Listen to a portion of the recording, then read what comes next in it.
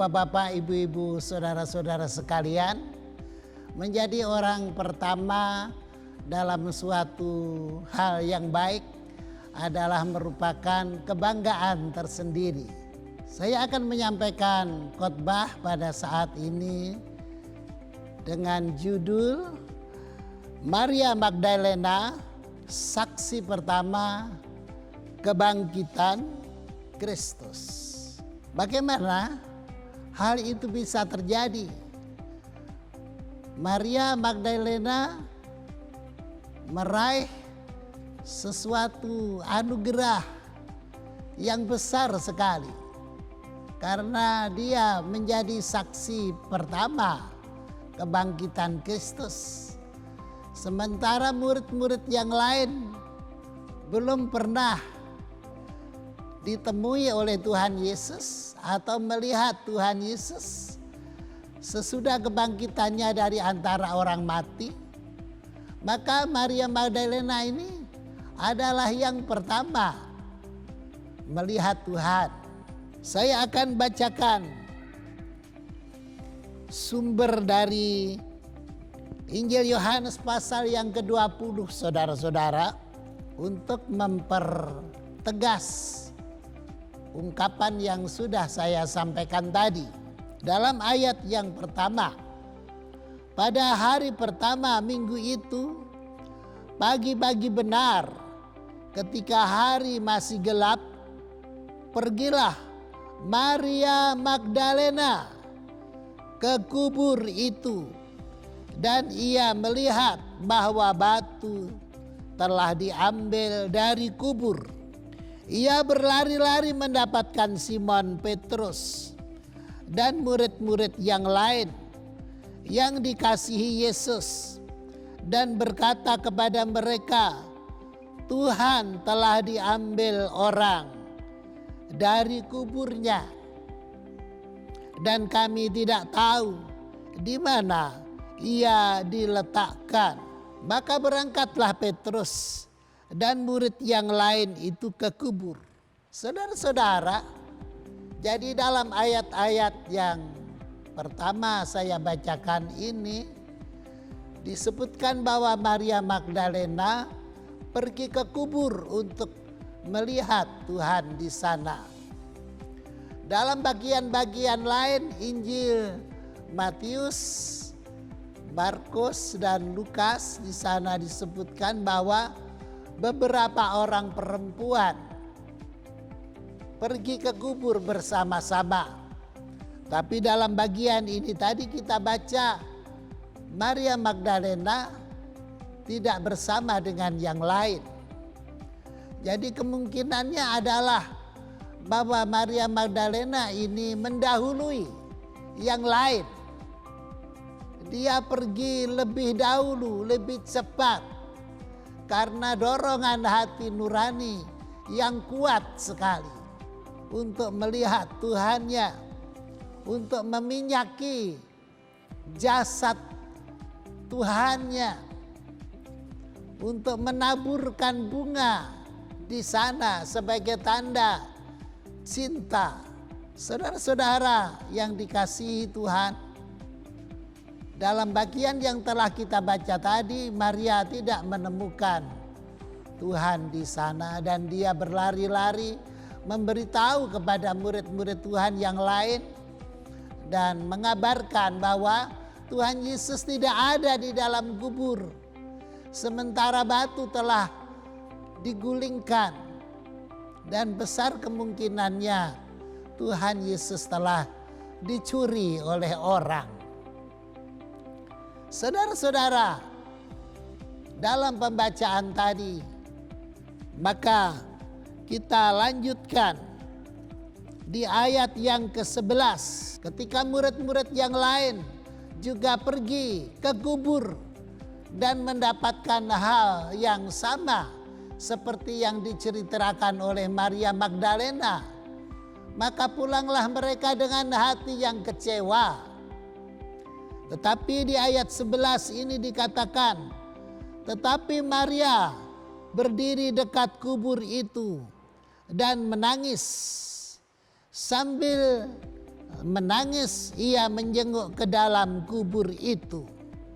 Dan tampaklah olehnya 2 orang malaikat berpakaian putih, yang seorang duduk di sebelah kepala dan yang lain di sebelah kaki di tempat mayat Yesus terbaring. Bacaan ini judul perikopnya adalah Yesus menampakkan diri kepada Maria Magdalena. Ayat yang ke-13. Kata malaikat itu kepadanya, "Ibu, mengapa engkau menangis?" Jawab Maria kepada mereka, "Tuhanku telah diambil orang, dan aku tidak tahu di mana ia diletakkan." Sesudah berkata demikian, ia menoleh ke belakang dan melihat Yesus berdiri di situ. Tetapi ia tidak tahu bahwa itu adalah Yesus. Kata Yesus kepadanya, "Ibu, mengapa engkau menangis? Siapakah yang engkau cari?" Maria menyangka orang itu adalah penunggu taman. Lalu berkata kepadanya, "Tuan, jikalau Tuhan yang mengambil dia, katakanlah kepadaku di mana Tuhan meletakkan dia, supaya aku dapat mengambilnya." Kata Yesus kepadanya, "Maria." Maria berpaling dan berkata kepadanya dalam bahasa Ibrani, "Rabuni," artinya guru. Kata Yesus kepadanya, "Janganlah engkau memegang aku, sebab aku belum pergi kepada Bapa. Tetapi pergilah kepada saudara-saudaraku dan katakanlah kepada mereka bahwa sekarang aku akan pergi kepada Bapakku dan Bapamu, kepada Allahku dan Allahmu." Maria Magdalena pergi dan berkata kepada murid-murid, "Aku telah melihat Tuhan."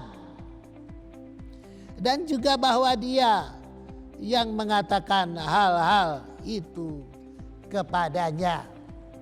Saudara-saudara, jelas sekali dari kesaksian Alkitab ini bahwa Maria Magdalena adalah orang pertama yang ditemui oleh Tuhan Yesus pasca kebangkitannya dari antara orang mati. Menjadi orang pertama dalam kebaikan itu adalah sesuatu yang membanggakan. Begitu tadi telah saya katakan di awal khotbah ini. Saudara-saudara, pertanyaannya sekarang, mengapa Maria mendapatkan anugerah sebesar itu? Nah, saudara-saudara, kalau kita bicara soal anugerah, itu adalah otoritas Allah. Sebab anugerah itu adalah pemberian tanpa tanda jasa. Jadi kalau kita pergi ke toko, kita menerima 5 kilogram beras, itu karena kita membayar harganya lebih dahulu. Kita pergi ke toko dan menerima sehelai kain atau sepotong baju, karena kita telah membayar harganya. Tetapi tidak demikian dengan anugerah. Anugerah itu diberikan dengan tanpa membayar apa-apa. Itu adalah otoritas dari Allah.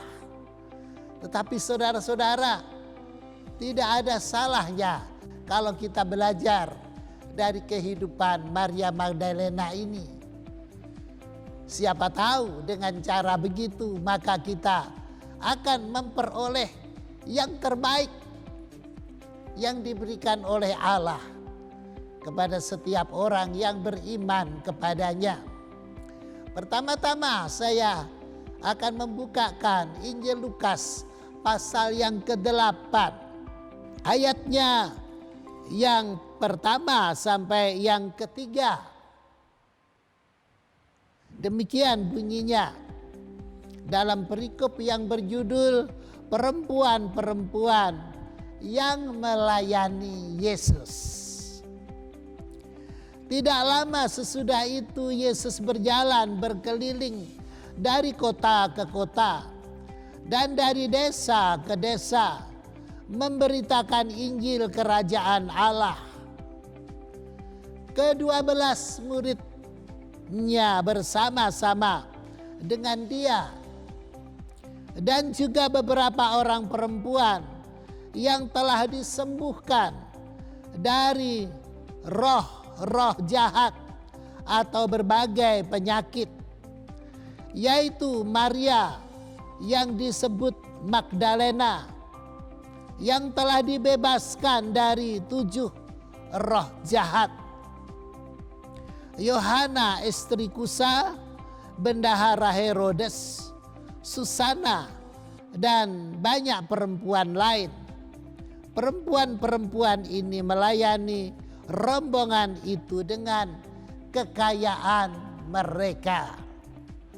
Jadi dalam pembacaan ini jelas sekali Maria Magdalena adalah satu di antara sekian banyak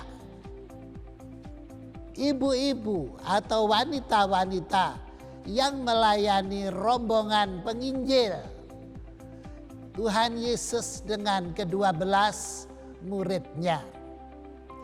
Rupanya Maria Magdalena menjadi murid Tuhan diawali dengan mujizat, di mana dia dibebaskan oleh Tuhan Yesus dari 7 setan yang sempat merasuk di dalam jiwanya.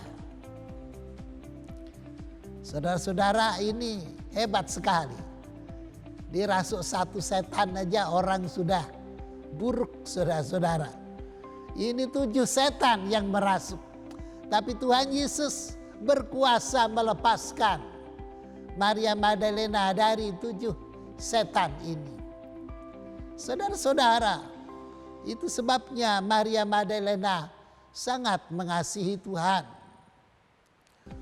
Ada juga yang menganggap bahwa Maria Magdalena ini adalah seperti sama halnya dengan wanita yang disebutkan dalam Injil Yohanes pasal 8, yaitu seorang wanita yang berzina yang hendak dilempari dengan batu oleh orang banyak.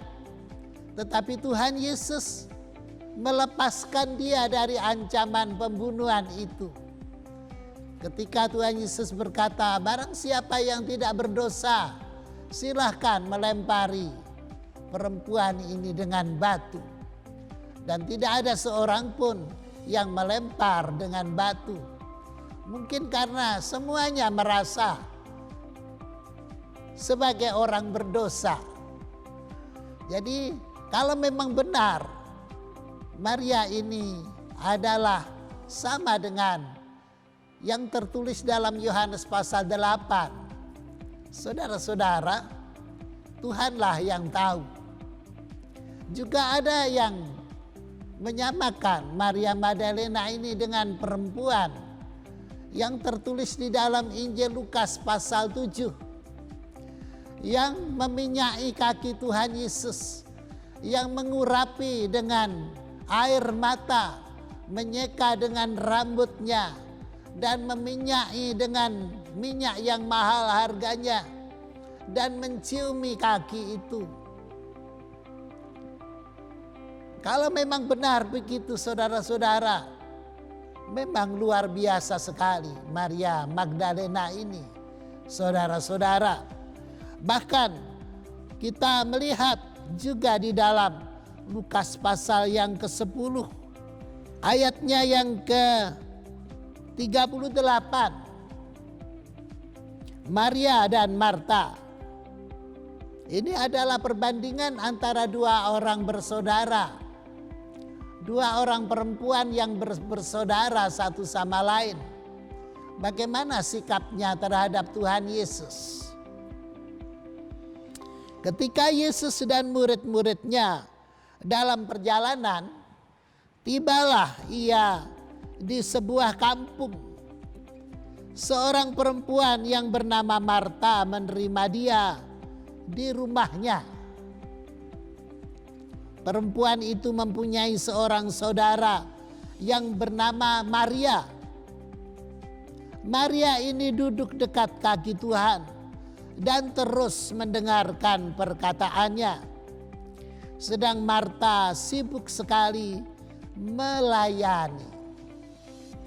Ia mendekati Yesus dan berkata, "Tuhan, tidakkah engkau peduli bahwa saudaraku membiarkan aku melayani seorang diri? Suruhlah dia membantu aku." Tetapi Tuhan menjawabnya, "Marta, Marta, engkau khawatir dan menyusahkan diri dengan banyak perkara. Tetapi hanya satu saja yang perlu.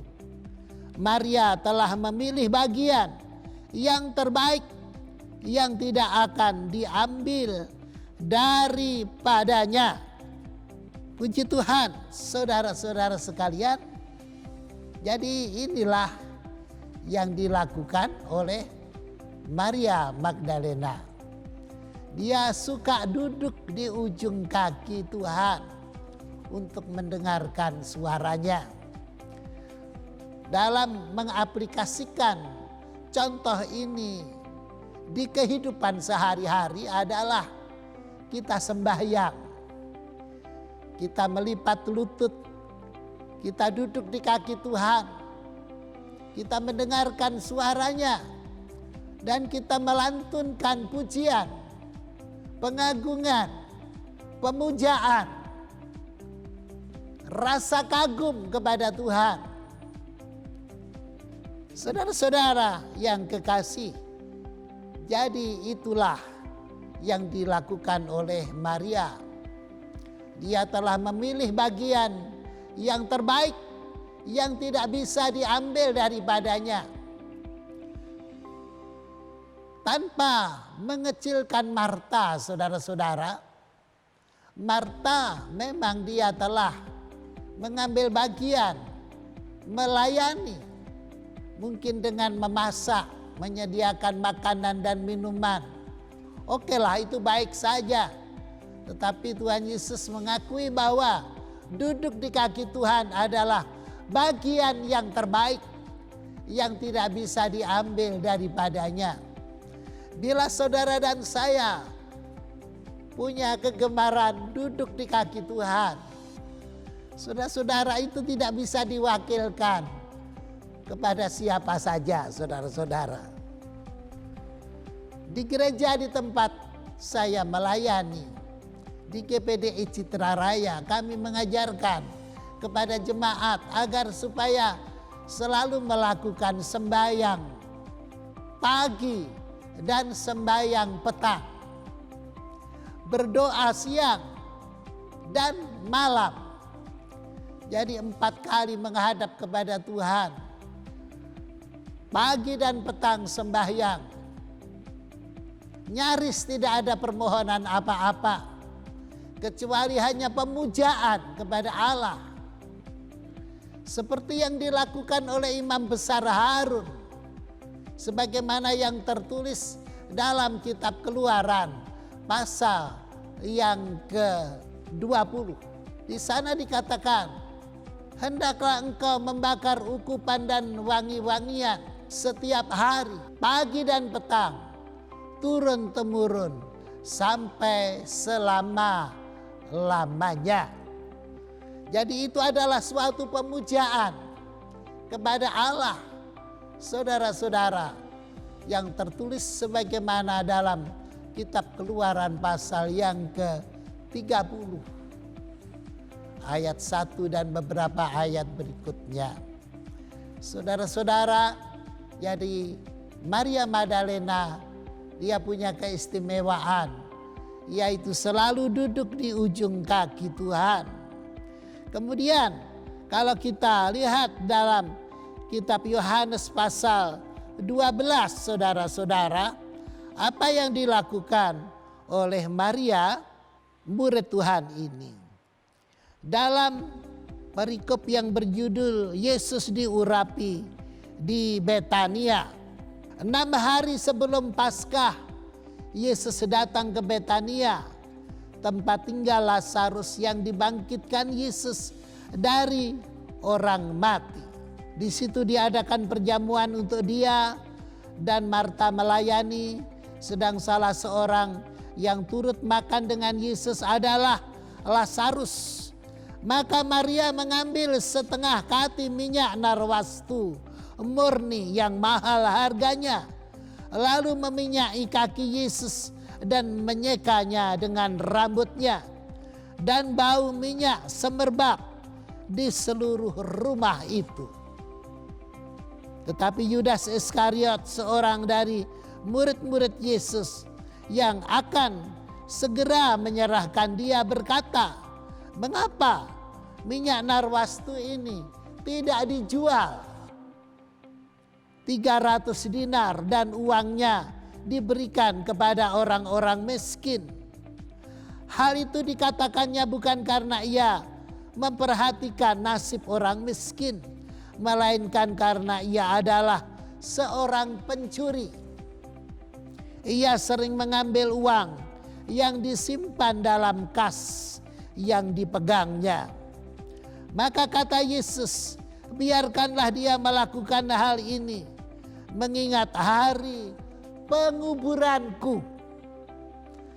Karena orang-orang miskin selalu ada pada kamu, tetapi aku tidak akan selalu ada pada kamu." Perhatikan, saudara-saudara, Maria Magdalena, dia mengurapi kaki Tuhan Yesus dengan minyak narwastu yang mahal harganya, yang oleh Tuhan Yesus dikatakan sebagai persiapan untuk penguburanku. Dalam pembacaan pertama tadi, saudara-saudara, yaitu di dalam Injil Yohanes pasal yang ke-20 tadi, maka kita dapatkan di sana wanita-wanita itu tidak sempat mengurapi jasad dari Tuhan Yesus. Dan ternyata pengurapannya telah dilakukan 6 hari sebelum Paskah, sebelum penyaliban, sebelum kematian Tuhan. Ketika Tuhan mati dan dikuburkan, tidak seorang pun yang sempat mengurapinya. Tetapi Maria Magdalena telah melakukannya. Saudara-saudara, dalam kitab Yohanes pasal yang ke-19, kita akan menemukan juga Maria Magdalena.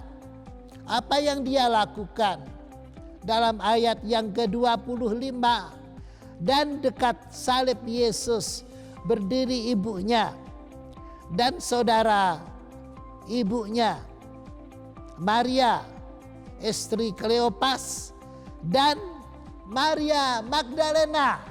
Saudara-saudara, sangat mulia bila kita mendampingi seorang yang akan meninggal dunia.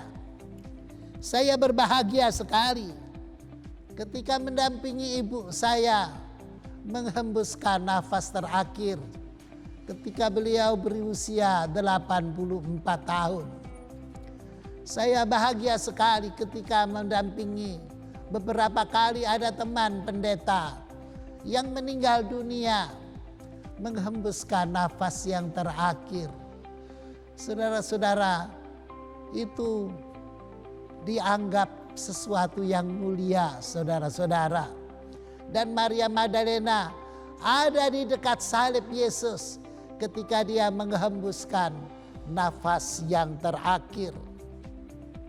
Saudara-saudara, kembali kepada judul khotbah ini tadi, bahwa Maria Magdalena saksi pertama kebangkitan Tuhan. Dan mengapa dia bisa menerima anugerah seperti itu? Maka jawabannya adalah sebagaimana ayat-ayat yang kita baca tadi.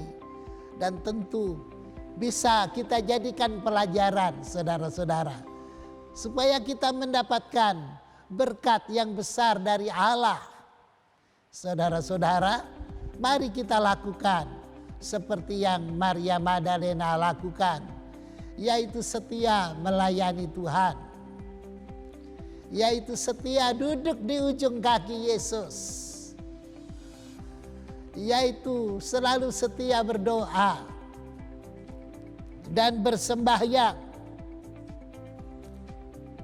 dan selalu setia memberikan persembahan minyak narmastu yang mahal harganya adalah merupakan harta kekayaan. Orang Yahudi kekayaannya adalah minyak. Kekayaannya adalah onta, kambing, domba, sapi, lembu. Tetapi minyak juga merupakan kekayaan mereka. Saudara-saudara sekalian, kemanapun pergi, seseorang selalu membawa minyak. Dan kalau sekarang mungkin orang kemana-mana pergi membawa kartu ATM, saudara-saudara. Itu adalah salah satu kekayaan dari orang zaman sekarang. Saudara-saudara, mari mempersembahkan kepada Tuhan yang terbaik. Setia memberi persembahan kepada Tuhan. Persembahan yang harum baunya. Itu merupakan sesuatu yang dipandang perlu dan indah oleh Allah. Dan bisa memberikan harapan kepada kita untuk memperoleh kemuliaan dari Tuhan. Sebagaimana Maria Magdalena juga pernah mengalaminya. Puji Tuhan, demikianlah firman Tuhan yang saya sampaikan. Tuhan memberkati Anda semuanya. Tubuh, jiwa, dan rohnya diberkati oleh Allah. Jasmani dan rohaninya diberkati oleh Allah. Imannya teguh, badannya sehat, berkatnya berlimpah. Haleluya, puji Tuhan.